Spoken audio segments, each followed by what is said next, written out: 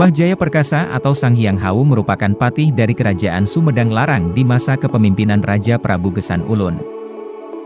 Mbah Jaya Perkasa merupakan salah seorang dari 4 utusan Kerajaan Pajajaran yang menyerahkan mahkota Binokasih dan pusaka Kerajaan Pajajaran kepada Prabu Gesan Ulun sebagai Nalendra penerus Kerajaan Sunda dan mewarisi daerah bekas wilayah Pajajaran. Karena kesaktiannya, Mbah Jaya Perkasa diangkat menjadi patih dan mengabdi di Kerajaan Sumedang Larang bersama 3 utusan lainnya, yaitu Batara Dipati Wiradijaya atau Mbah Nangganan, Sang Hyang Kondang Hapa, dan Batara Pancar Buana atau Mbah Terong Peot. Singkat cerita, dan Prabu Gesan Ulun pergi ke Demak dengan tujuan untuk mendalami agama Islam dengan diiringi 4 patih setianya. Kemudian seusai melaksanakan pesantren di Demak, sebelum pulang ke Sumedang Larang, Prabu Gesan Ulun mampir ke Cirebon untuk bertemu dengan Panembahan Ratu penguasa Cirebon.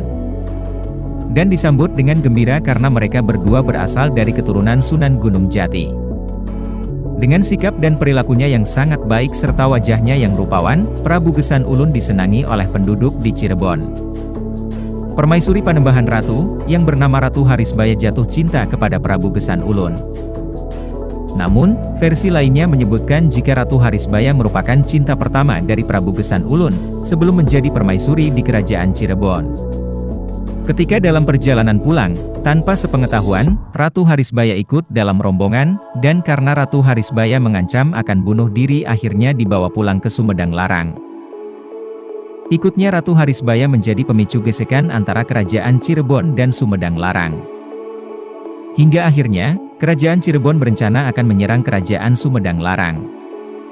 Mendengar akan adanya serangan dari Cirebon itu, rupanya tidak membuat gentar Mbah Jaya Perkasa yang terkenal dengan kesaktiannya, dan telah menyatakan ikrar setia kepada Prabu Gesan Ulun. Di dalam perundingan, diputuskan bahwa tentara Cirebon harus dihadang di perbatasan sebelum menyerang Sumedang Larang. Mbah Jaya Perkasa berkata kepada Prabu Gesan Ulun, jika dirinya berempat sanggup menghadapi musuh, dan meminta Prabu Gesan Ulun untuk tidak khawatir dan jangan gentar, dan menunggu di keraton. Namun, sebelum berangkat untuk menghadap prajurit dari Cirebon, Mbah Jaya Perkasa menanam pohon hanjuang di sudut alun-alun Kutamaya, sambil berkata, "Jika perang sudah selesai, lihatlah pohon hanjuang itu, kalau daunnya rontok atau pohonnya layu, berarti suatu tanda bahwa hamba gugur di medan perang. Tetapi jika pohon itu tetap segar dan tumbuh subur, itu tanda bahwa hamba unggul di medan perang." Setelah berkata demikian, Mbah Jaya Perkasa segera menanamkan pohon hanjuang di sudut alun-alun. Pohon hanjuang itu tumbuh dengan suburnya bagai ditanam sudah beberapa minggu saja. Selesai menanamkan pohon hanjuang, berangkatlah keempat andalan negara itu ke medan perang, untuk mempertaruhkan nyawanya demi Sumedang Larang. Singkat cerita, Mbah Jaya Perkasa dan ketiga rekannya terlibat perang yang dahsyat. Berkat kesaktian keempat patih itu, tentara Cirebon dapat dipukul mundur olehnya. Mbah Jaya Perkasa terus mengejar musuhnya waktu itu, hingga makin lama makin jauh dari ketiga temannya. Setelah sekian lamanya Mbah Jaya Perkasa tidak kelihatan kembali, sedangkan ketiga temannya masih menunggu. Karena tidak kunjung datang, ketiga temannya pulang ke Sumedang Larang akan mengabarkan keadaan Mbah Jaya Perkasa kepada Prabu Gesan Ulun. Setiba di keraton, mereka bertiga menceritakan kisah Mbah Jaya Perkasa yang tidak muncul kembali setelah mengejar musuhnya yang masih hidup.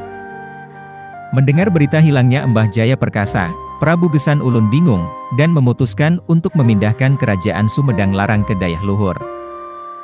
Sementara itu, Mbah Jaya Perkasa yang tiba kembali di Kutamaya, merasa heran tidak ada seorang pun yang ditemukannya. Waktu itu, Mbah Jaya Perkasa melihat pohon hanjuang yang ditanamnya dahulu. Ternyata pohon itu tumbuh subur, daunnya banyak. Mulailah dari situ Mbah Jaya Perkasa merasa marah, dan ketika berpaling ke sebelah timur terlihat olehnya asap mengepul-ngepul di lereng gunung. Dengan kesaktiannya, Eyang Jaya Perkasa menghentakkan kakinya ke bumi. Seketika itu dirinya sudah berdiri di salah satu lereng gunung, dan tempatnya berdiri, tempat itu dijadikan pangadegan. Dari pangadegan itu, Mbah Jaya Perkasa dapat melihat kepulan asap di Dayah Luhur, yang akhirnya menyusul ke Dayah Luhur dan bertemu dengan Prabu Gesan Ulun.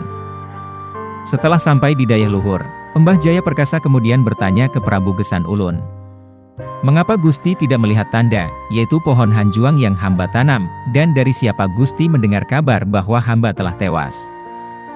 Mendengar jawaban Prabu Gesan Ulun demikian itu, Mbah Jaya Perkasa marahnya kian menjadi-jadi.